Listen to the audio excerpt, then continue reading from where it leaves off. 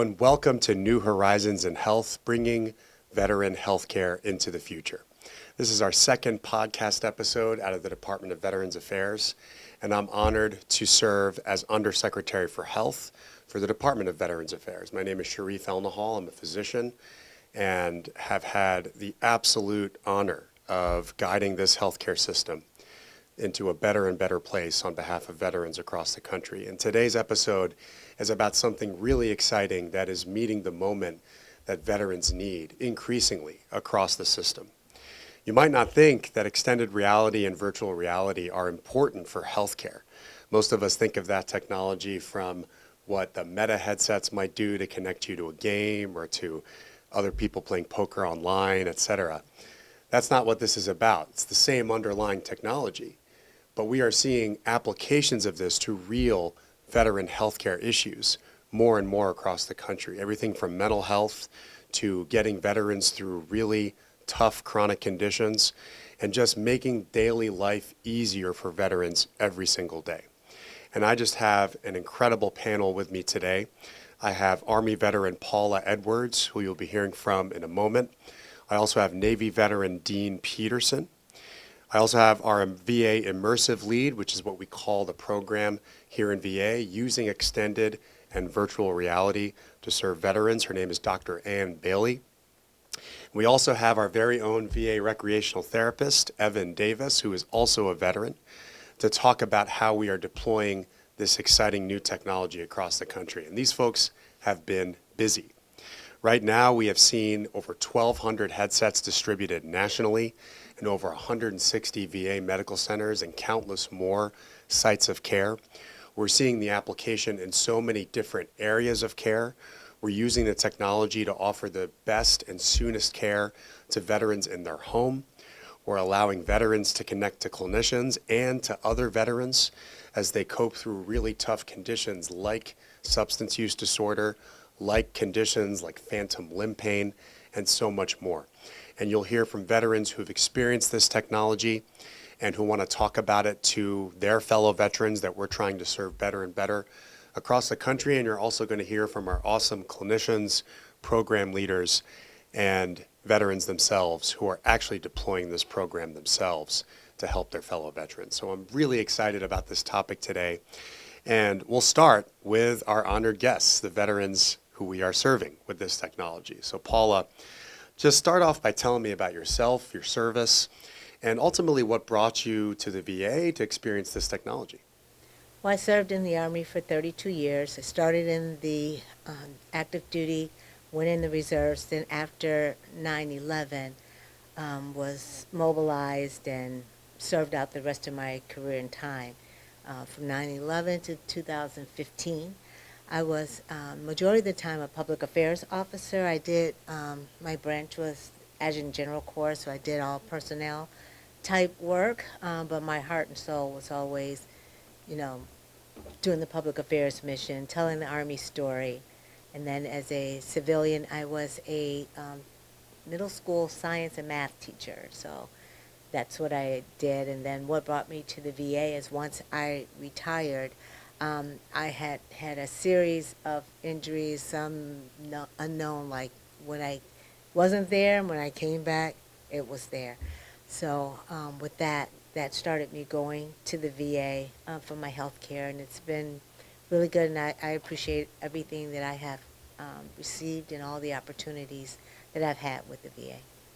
Tell me a little more about your experience as a communications expert, which I'm not, so maybe you'll make this podcast interesting. But tell me a little more about that experience and, some examples of things that you accomplished there. So I got to deploy quite a bit because public affairs were usually one of the first people in. You think about the infantry, but the public affairs people go in first as well so that we can tell those stories, and you leave kind of some of the last ones to leave.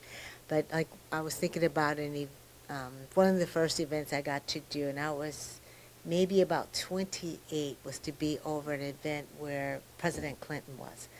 And, just to be in charge of that, or to meet people that you see on the news every day, and it's like, oh man, they're walking by here, and this is my show. And it was really, really wonderful to be able to do that and to do was it, congressional delegations, or to see um, governors and all those type of people to come through and get to tell those stories, to get to do it with so many presidents that and it didn't matter what um, your political affiliation was. It was like you're just going to get this job done for whoever it is, and what an honor it is to meet them. And one real honor was when Barack Obama was a senator, and he came, and I can't remember the gentleman who did the post 9/11 GI Bill, but we were doing an event for them as they came through, and just to see all the excitement or that all of that brought with it, and to be able to be a part of something that was going to last longer and longer. And I did have one of my, I was a lieutenant colonel at that time, and I had one of my E3s to tell me he wasn't a Democrat, and I'm like, what an opportunity. You're going to leave here, and this person might be the president, but you're also with this person with the post GI Bill, 9/11 bill. And I'm like, you're going to have that opportunity to be with that, to say you were there to your children. Which you didn't have children, but your children, grandchildren, you're going to be able to tell that story. So you get out there, you're on the same flight with them. I'm like, you make it a good story. And like doing national naturalization ceremonies, and just being there to tell those stories. That's what really, and I got, to travel all over the world and do that and see so many people and things. And I always wish that people would get the opportunity to go outside of maybe their community, but their state, their country, and see how other people live, and see the work that our military is doing humanitarian wise. I mean, sometimes, war is the necessary evil, but we spend a lot of time in humanitarian type environments, and I got to do a lot of that. And so I was really proud of that service, and that's been my thing. And I guess my favorite award that I got lots of awards, but the best one was the um, military outstanding veteran, not veteran, volunteer. That one for volunteering, I got that like 3 times, because that's my heart of volunteering, and I've been able to continue that with the VA, and so it's been great. That's so terrific. And I loved your point, Paula, especially about the fact that the military and our brave women and men in uniform have a story to tell. And it speaks to the importance of the role that you played. That story is often a bipartisan one. It is one that transcends politics. And so I really just loved your stories. Thanks for sharing it, Paula. So, Dean, tell me about you, your service to the country, how you found your way at VA, and anything else you want to say. Go ahead. Well, I was Navy from 72 to 76. I was a corpsman, joined the Navy to see the world, spent 3 years with the Marines because they got all their corpsmen from the Navy. Uh, uh, had a good time. I have positive feelings about my Navy experience. Got out, started college, had a family to support, started working construction, found out I'm a really good carpenter. So that's what I did. I spent my career as a carpenter. I'd still be doing it if I didn't have too many leg issues. But aside from that, I did not really join up with the VA until I had an accident in 2005 that ultimately cost my left foot, my left leg below the knee. And after the initial amputation, I went ahead and finally signed up with the VA, got my care at Loma Linda, and I've got nothing but good things to say about the care I got through the VA at Loma Linda. Dr. Bull was in charge. She had the amputee clinic at the time. And I just felt like I was getting taken care of very well through the VA there. Moved to Texas in 2014. So I came over and signed up with the Dallas VA. And once again, I think I'm getting good treatment with the VA. I have no complaints. The prosthetics department is very professional, good people. I deal with D down here. We have Dr. Raval, who's in charge of the amputee clinic. Those are the major things I've come to the VA for. I've had a few other issues that I've dealt with from them, and all have been well taken care of. I think that the only negative thing I've got about the VA is that when the war on opiates happened, I have chronic pain. Now I can't get the pain meds that I need. And we've tried everything. So it's not like they haven't tried. And outside the VA, we've tried, acupuncture and stem cells. And the stem cells actually seem to work, but we could only afford one treatment, and they're expensive. So I'm probably a person who'd need 3 or 4 treatments before they'd help. But that's really the only downside I have to the VA, and it's not their fault because it came from above the VA, and everyone who's got chronic pain now deals with, how do I deal with my pain? So if ever you could convince people at the CDC and above you that, we need to do something more for chronic pain people, I'd appreciate that. But aside from that, I'm a satisfied customer. How's that? Well, that's great, Dean. So my major issue has always been the leg, and they've taken care of the leg. Yeah. So Well, I can tell you, I'm really grateful that you've trusted us with your care after your incredible service to the nation. And I'm glad that both Loma Linda and the Dallas VA folks could come to your assistance in meaningful ways. And so we'll talk in a minute about how virtual reality and extended reality contributed to that care for your pain and for your condition. But before we do that, I want to go to our combined veteran and VA clinician, Evan.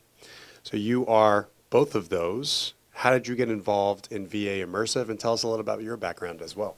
Sure. Thanks for obviously having me up here. So I'm a Marine veteran, and so I love my corpsmen over there. But I came into VA both as my experience with transition out of the military and really my experience in the infantry and wanting to expose how nature can really be a therapeutic and healing environment for folks. And so when I got into VA, I'm a recreational therapist by trade, and lo and behold, pretty much right about at the start of my career, the pandemic happened, and it became really difficult for me to take veterans outdoors and take them and provide these experiences in these therapeutic environments in a space that was restricted and a lot of restrictions to maintain that safety. And so I grew up video gaming. I always found therapeutic value in that, but never really positioned that as a therapy itself until the pandemic happened, and I really had to get creative on how do I let people experience the outdoors, or how do I let them experience this when it's not safe right now to take them outside of the room, or we have all of these precautions. And so virtual reality was a potential ability to access that, and through that it was just a snowball of this is much more powerful than even initially I thought it was, and it was engaging the veterans that I was serving in so much more spectacular ways, where I was able to take them to travel across the world or take them to fish again. And for somebody who's 95 years old in an acute rehab unit, that's something that we don't think we can ever do again. Mm-hmm. But all of a sudden, this technology has advanced so far that now I can do that. And I started to see increased participation with these veterans and increased interest in other therapies because it gave them something to look forward to. And then from that, I got introduced to Dr. Bailey and Caitlin Rollins and the team at the VA that was really putting this on a stage and really highlighting that this is happening. And the rest is history. I'm here. I'm all in. This is something that, as a veteran personally, it's really amazing to be able to say that the VA is doing this and that we are a leader in this technology as well. Yeah. Really incredible. You started to hint at some of the things we can do with this technology for veterans, and we'll definitely ask Paula and Dean in a moment about their experiences. But Dr. Bailey, tell us about how you found yourself in the VA, how you found yourself as a clinical pharmacist doing this, and why you think it's so important to spread this technology to the degree that you have and your team has. That's a great question. Just want to echo what you said to begin with. Thank you to the veterans, for you guys, for being here today to tell your story and why this matters, because at the end of the day, that's why we continue to do this and expand and grow it. And it's an honor to get to do this work. I've grown up in the VA. I did my residency in VA. I came to VA because I'm a type 1 diabetic, and so this is my opportunity to serve. And am honored in both my professional and personal life to be a civilian, but a veteran advocate. And being a part of this effort over the last several years, Caitlin and I got to work together early in the VA in Asheville, North Carolina, when she started piloting it for postoperative pain and anxiety. And me, as a practicing pharmacist at the time, we're always trying to find that non-pharmacological approach that people will try. You know, you mentioned that as well, Dean. How do we get people the treatment and the help that they need in the right way at the right time? And we started to see some of those benefits really quickly and really early on. So as a clinical provider, we saw that benefit and opportunity. And then also, I think importantly for us as a team, all of us have grown up in the VA. So not only are we centering this work around the veteran, the end user, the people we really want to help, but we also have that lens of the clinical providers. And how do we make this as easy as possible for them to see this as a tool to help benefit and implement in their practice as well? Good. Well, we're glad you're here, and we're glad you took the leadership role over this with your incredible team, because in a moment we're going to ask Paula and Dean what their experiences were. So Paula, tell me, you say that this has helped with your sleep, but first tell me about what your experience has been like when you have the headsets on. Like, what does that do for you? How does it make you feel? And then what has it done to be able to help you sleep? So unlike Evan, I don't play video games.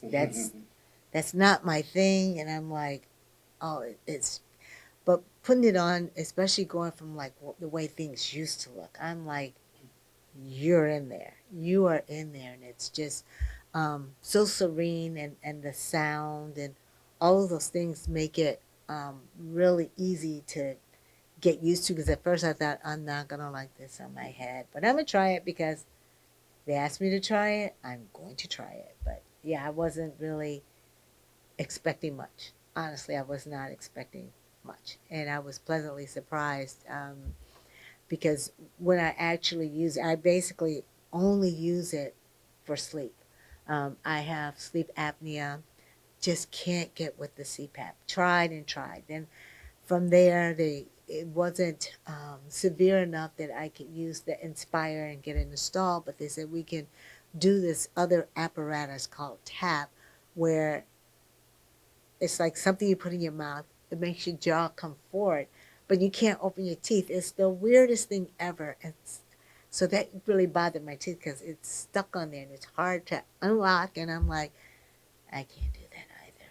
And then when doing work in my volunteer role with the VA of the Veteran Innovative Perspective, that role, I got to see all these VR different things and try different things out. And when they said, oh, we have a set, we want to see if you can do it, and they knew sleep was an issue, and they gave me the Trip app. They paid for that, and it works like magic. And I don't know how that works, because literally I can sleep. I can just go to sleep, and sometimes I can get in a pattern and I sleep well, and then I don't use it every day and I start to skip. But then I realize, oh, I'm not sleeping, so I need to do something different.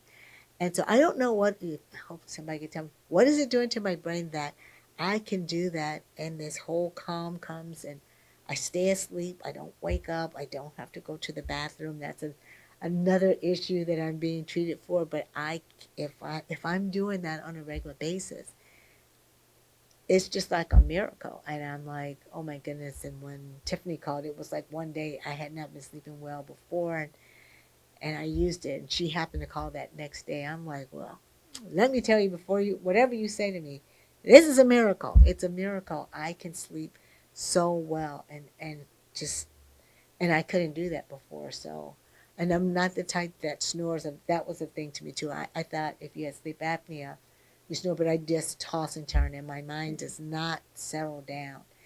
That's an issue. So to sleep, that's a hard thing. And went through the whole sleep hygiene, and I did that therapy for a while too. But this works like fast. It works, and the one I use is only about 10 minutes, and so that's easy enough to fall, and it lets you know if you're falling asleep, because too soon it's like it's not over yet. Yep. Focus, and I'm like, oh, okay. What does it look like in there when you put the headsets on? It's it looks very real. Everything looks so real that like you could touch it, or that you're really in there and a part of it. And it's very common because, like I said, I only use it for sleep. So what I'm looking at and listening to is all very calming, and it just brings anxieties down, or whatever is going through my mind to make me not to be restless.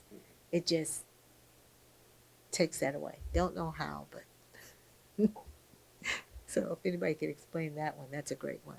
What is it doing? What is it doing to my mind that helps it to calm so quickly and be in that state? So I'm a firm believer. Well, it's great. And I appreciate you sharing your experiences and how it's helped you so much. It's really inspiring about what's possible with this technology.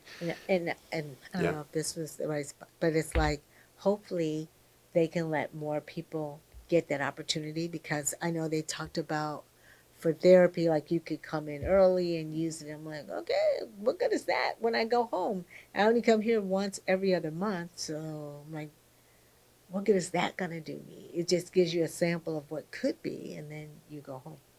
Yeah. So, but to be able to use it in my home when I'm ready to go to sleep, and to be able to do that, and combining it with like the sleep hygiene that I learned from going through, I can't remember what the name of that therapy was. That was through the sleep clinic as well. Did that for about 6 weeks or so, something like that. And so I combine it with the things I learned from there, and then put that on. It's just, that's good, because if you looked at my Fitbit score for sleeping, you would see like, oh man, she does wake up a lot. I still don't probably get out the 80s, most times in the 60s or 70s, and then when I use it I can get to 80s or something. But yeah, it's a work in progress. Well, listen, I mean, we're all works in progress, but you using it, taking a risk to use it because you didn't know how it would work and what you would experience, but then coming on and telling your story, super grateful for that. And I'm really happy it's helping you with your sleep apnea. Dean, you participated in a study looking at how we might use VR to help treat a condition called phantom limb pain. So tell us a little bit about how you came to the study and what the session looked like for you and what the benefits have been so far in your use of it. Okay, well, Dr. Raval had contacted me to let me know that there was a beta trial coming up for a type of virtual reality that mimics mirror therapy for an amputee, and mirror therapy being a means of fooling your brain into thinking that missing limb is actually there, because the phantom limb pain that we experience is the brain trying to connect to the limb that's no longer there. In my case, I'm a below the knee amputee. My brain is always trying to connect to a foot that's not there. I've always got a tingly sensation. I can feel my left foot more than I can my right foot. And I think on the 1 to 10 pain scale, it probably averages about a 3. Not real painful, just annoying. And doesn't bother me much during the day because I have other pain issues related to my leg that are greater. So you got more pain. You don't think about the phantom limb until you try to go to sleep. And when you take your leg off, in my case, that socket's removed, and so now you got a whole bunch of blood rushing to the area, fluids rushing to an area that's been compressed all day. And so then the phantom limb is probably a 4, and that's enough to make it difficult to go to sleep. So she asked if I'd be willing to participate in the trial, and I thought it'd be a great deal. So it's a virtual reality headset that you wear, and just like Paula, I don't do video games, but it's a video game. And so you have to learn to play the video game. You have to have a controller in your hand. And in this case, because they're dealing with a foot, they are exercises or games with the foot where you have to kick things and do things with both feet. But the way that VR was set up, it did a mirror image of my good foot, my right foot. When I look into the screen and watch the video game, it looked like I had 2 real legs. And I had discovered early on that you want to do it wearing shorts, and I would take my shoes and sock off on my right foot so that when it did the mirror image of my right foot, I saw a left foot. And that's actually a pretty cool thing. I've been without a leg for 18 years now. So to see a left foot was it was exciting. So I would do the different exercises using what looked like a real left foot, and that confuses the brain into thinking that the foot's there. About 2 weeks in, and it was a 4-week trial, I noticed it was easier to go to sleep at night. And that was my biggest issue with phantom pain, that I'd crawl into bed and my leg would just be tingly, and it'd take an hour to go to sleep because I had to wait for my leg to settle down. With this VR therapy, I was noticing that the tingling wasn't as intense. And so I was actually able to settle down and go to sleep a lot earlier. So for me, it wasn't an issue of dealing with phantom pain that was bothering me throughout the day, but it was actually easier to go to sleep at night because it had dealt with the phantom pain. And I noticed for 6 months, maybe even a full year after the trial, that worked. It's been over a year and a half now, and I'm starting to get the phantom limb thing is annoying at night again. So it's probably something. Well, in fact, I told the people at the trial that when you're ready to do another beta test, give me a call because I'm ready. I'm ready. So I'll just reinforce that with you. When you're ready to do another beta test, give me a call because I'm ready. It worked. Yeah, it's really fascinating. And, both of your experiences involve taking headsets home.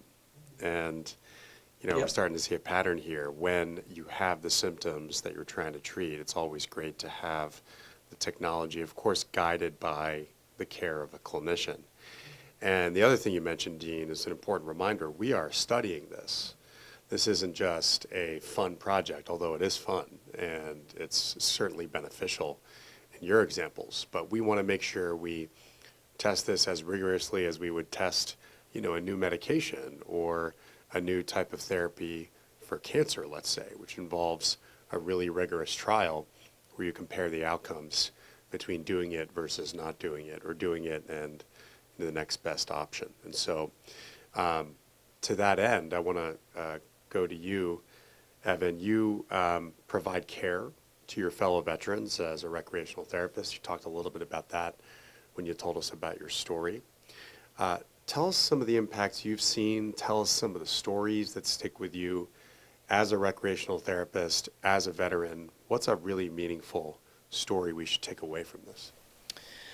Yeah, I think it's probably one of the most important things that we share are those stories, those veteran stories, and there's countless. It's hard to place one, but there's some really impactful ones, especially when we talk about amputation or pain. Is when I was using this, I initially wanted to use it for physical activity and maybe some stress reduction, because we know that activity and being active and doing the things we love reduces anxieties and stressors.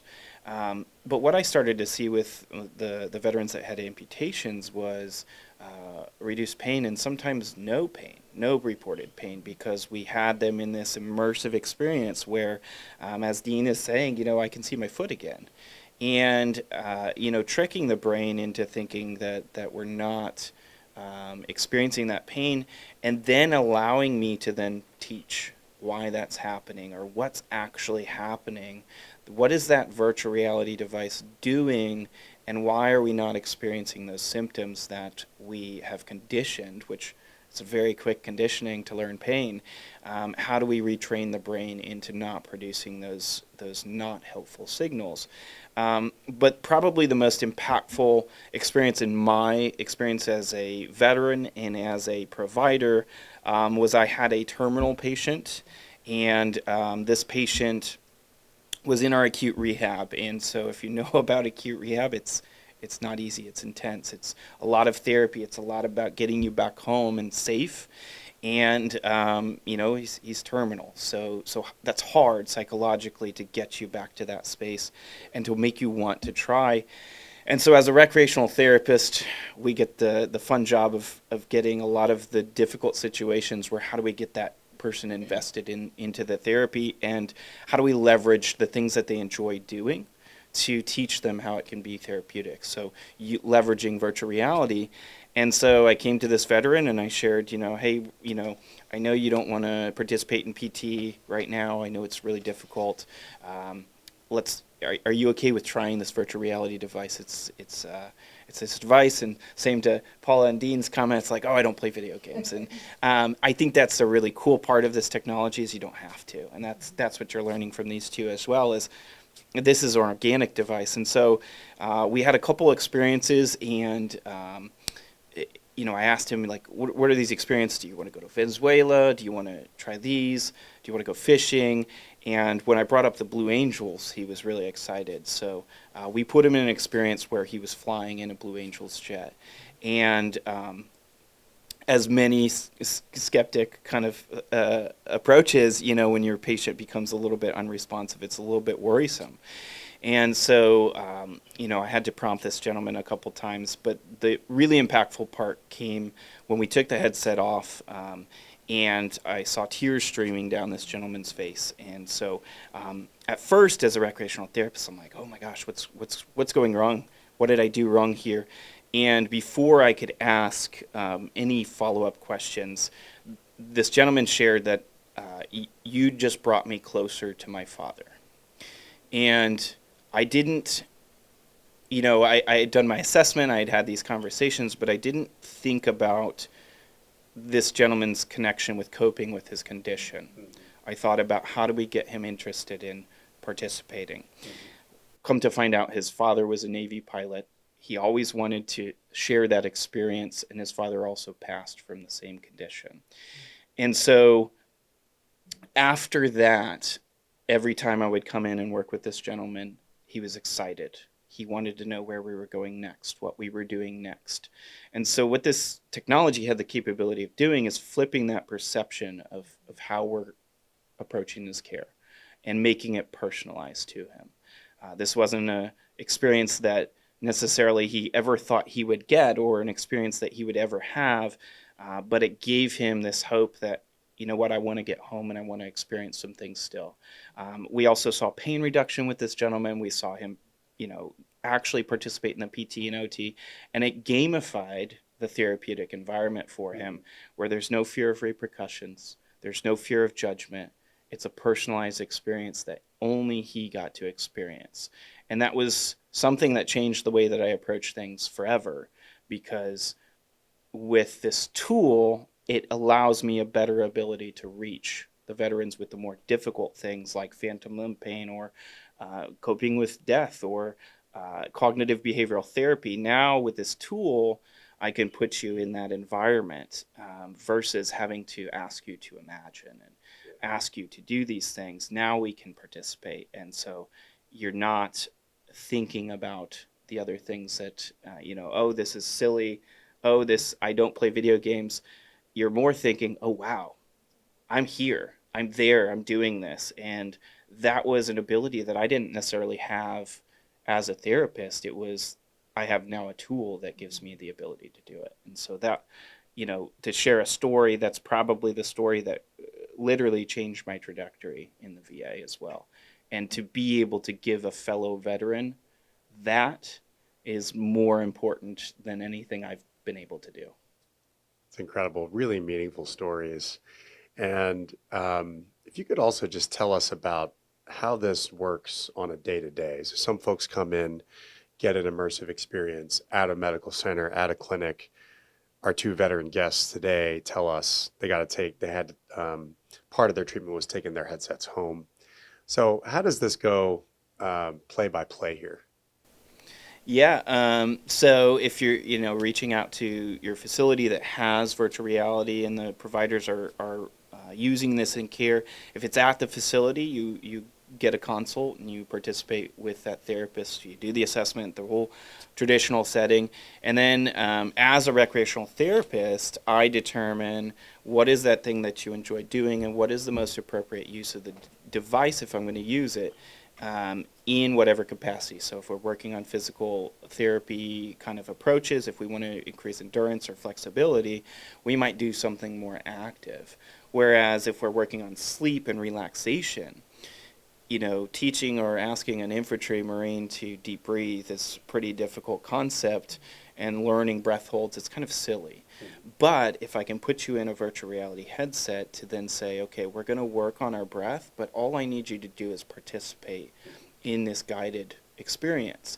And the part that's really important is that education that I'm also providing of here's what your brain's doing, here's what your breath is doing, and lowering blood pressure and heart rate and lowering those pain signals. And so you participate in 10 to 30 minutes typically in virtual reality, and then we provide the education.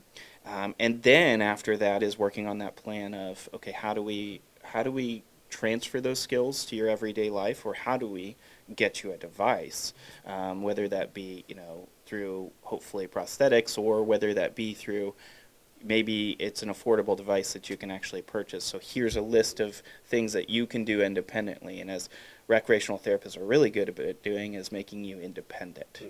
That's our goal, is to make you independent and give you those skills to participate independently at home.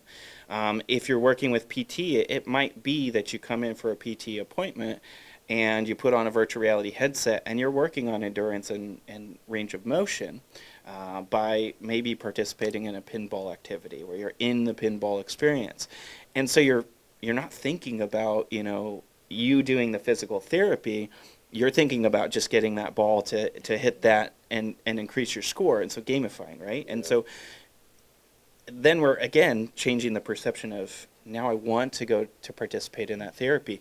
But then we're able to take that data and we're able to look at range of motion. We're able to look at participation length, and we're able to say, hey, last week we did this and you only stood for about 10 minutes. Now we're up to about 15 minutes. Mm-hmm. So not only are we able to do that in that kind of clinical setting, but then we're able to give you that immediate feedback as a veteran where you see your score increase, you see your range of motions increase, you see your time increase, and you're looking forward to that. So how that looks like is you get a consult to your provider just as you typically would.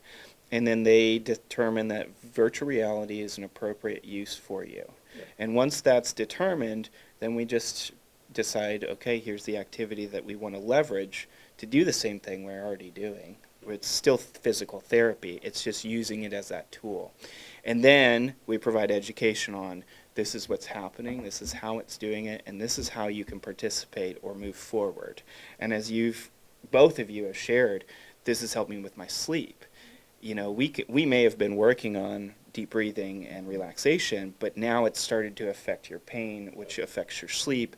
And if we can connect all of those dots, then we're making you more independent, and that's the goal. That's great. It's literally gamifying the therapeutic experience and showing the results. The patient, the veteran does better at the game. They're actually improving clinically, which is really, really great. And thanks for helping to describe how veterans might get access to it. And that gets to my next question to Dr. Bailey. So you've been an incredible leader over this effort, you and Dr. Caitlin Rollins, bringing this to as many medical centers as possible. Tell us about your goals over the next year, and tell us about strategically what you're thinking on how to give access to veterans of this really awesome technology. Those are great questions. It's been such an exciting conversation to hear why this matters, and so many people talk about why this matters to be available in their homes, in patients' homes. So over the next year, we want to focus on 3 things as a team, as an effort. One of those being increasing access to the technology, both in the medical centers and in the patient homes.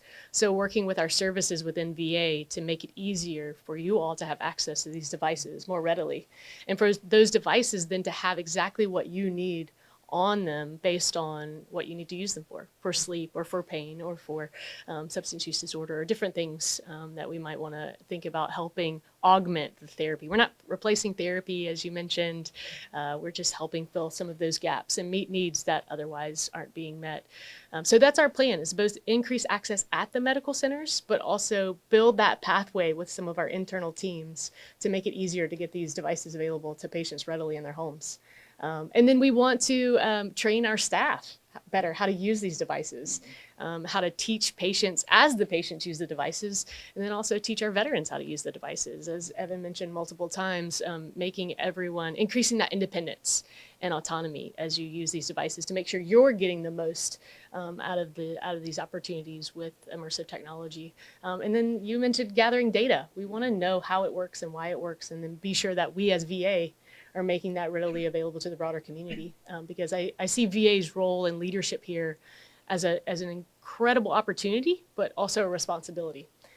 We've been multiple places and had the opportunity to present publicly multiple times where people have said to us, if VA doesn't lead here, we don't know that it will happen, and we know that it needs to happen. Yeah. And so we're looking forward to that opportunity and responsibility. Love to hear it. And the work you're doing in replicating Paula, Dean, Evan's experiences that they described, maybe this becomes part of the standard therapy we offer for certain things. We only get there by generating the data, by getting more and more veterans access to this, and really revealing what the benefits are for some of these conditions. So really appreciate your work, Dr. Bailey. As always, we will give our veterans the last word here, and we'll start with you, Dean.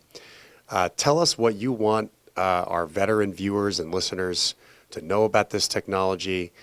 Any words of wisdom you want to leave with us here as well. Go right ahead. The technology is actually pretty simple.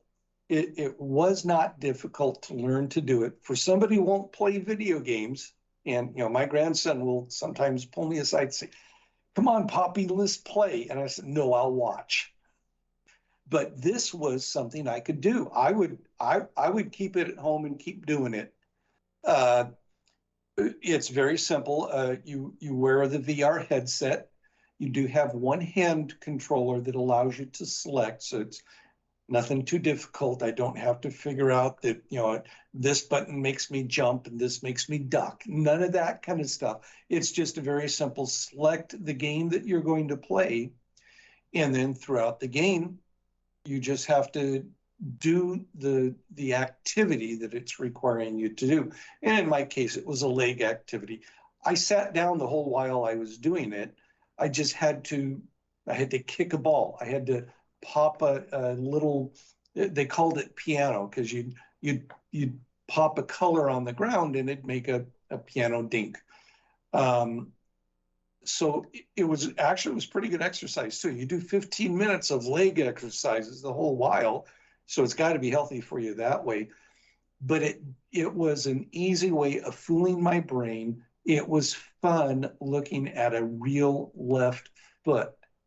That was the most exciting thing. And it took me 2 weeks to figure out that I had to take my shoes off and wear shorts. So you actually saw the left foot. Seeing a left shoe didn't do it. When you see that real left foot, you get excited about doing the game. And when you're excited about the game, you do it more often. We were beta testing. Betas are glitchy. That's why we do beta testing, so they can figure out the glitches and fix them. So there were a few things that went, there were a couple of the games that I do that just, it wasn't doing it because it was too glitchy. But other games worked really well. And instead of doing the 2 that they asked me to do, I do 5 or 6 or 7 of that game because it was actually fun and it's a good exercise. So for my recommendation, any vet who gets a chance to do it, do it. And I could see that eventually it could be something where you could just give us a program that we could take home and put on our computer at home, and all we'd have to have is a VR headset with a hand controller and 2 cameras. It does require 2 cameras so it can take a picture of you. But I wouldn't mind having that at home. I would do it frequently if it were something I had on a computer at home. Well, good. And a couple really important takeaways from what you just said, one of which, this isn't the type of science where we're getting our data from test tubes or petri dishes. We're getting it directly from what veterans are telling us. They're experiencing what's working, what's not working. And yes, this is totally imperfect. The point you make about glitches, the only way we fix those glitches is if we test it out in a responsible way and with veterans' consent and participation to have veterans tell us how it's working. So thank you for that, and thanks for everything you said today. Dean, your perspective is so valuable. Paula, we'll give you the last word. Tell us what we should take away from this. Again, the veteran listeners, viewers, about what this technology might do for folks across the country.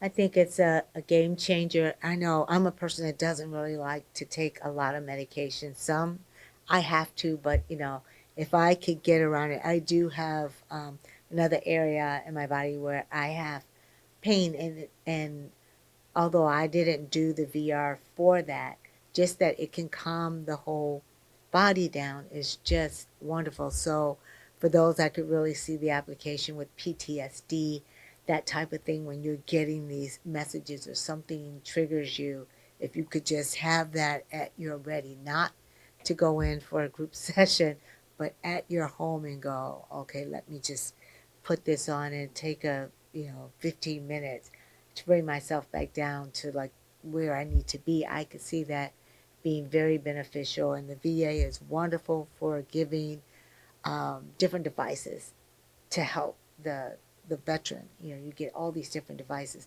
This is just another one, because I'm sure it doesn't cost any more than that CPAP machine that's just sitting on the side. You better believe So it. I mean, so sometimes when they say, well, it's a lot, but I think it can be given and teach someone how to use it, and then so you'll have different populations. Some people are gamers or whatever, and I'm looking forward to learning how to do more than just sleep with it. But that's what it's doing for me, and it just brings it back down. So if that's something they could provide, I know I went to one thing at the Vet Sim Center, and they had something with Parkinson's that we saw, and a soldier of mine just contacted me and said he's just so upset because it's affected his speech and all these different things. And I'm like, well, wait a minute. I went to something. You need to ask about that when you go back and see them. And he's out of Hines in Chicago, and I'm in Orlando. But I'm like, if it exists, you can get some help, and this might be a treatment for you as well. So I'm spreading the word to other people that might have a chance to see that. And as well as I do the Wounded Warrior Project peer support group, and I share with them, like, this is something you could ask for if you have different issues. Everybody in the group has some issues, so it's like that's one. And PTSD is a big issue, and I could see it as a therapy that people could use and take home and make their lives better. So I'm all for it 100%, and hopefully it gets into more veterans' hands. Well, that's really great. And, the point you make especially, Paula, about how, you've got therapies that are medication, injections, procedures. This is a pretty non-invasive therapy. You put on the headset, you experience the therapy. and you can walk away without some of the side effects you see with other things. So one of the things we call as part of our whole health package could be extending access to this technology. So And it could be something that maybe people try out, because for some, they might go, I can't stand something being over my face or whatever. And then once they show that they know how to use it and they're using it, then maybe they get it, and to keep it yeah. or something like that. After you show you know how to use it and it helps. If it doesn't help, then okay, well, try something different. But I think it would help a lot of people. Well, that's a good segue into our closing here, because the only way veterans will try this technology is if they hear from other veterans about their experiences. And I'm so grateful to both of you for coming on and talking about what we're trying to accomplish here. This will be super helpful to folks who are thinking about this. And I hope that more and more of our clinicians throughout the country consider bringing part of this at least into their clinic. And so the only way we do that, again, is if we get veterans in front of folks to talk about what happened. So I am so grateful that you've done that today. And so this has been another episode of New Horizons in Health, bringing veteran health care into the future. I want to thank my incredible panelists today. And until next time, we are constantly looking for new and innovative ways to advance veterans' health and well-being. And there's so much we have to tell that story. And I look forward to the next episode with all of you. So thank you so much.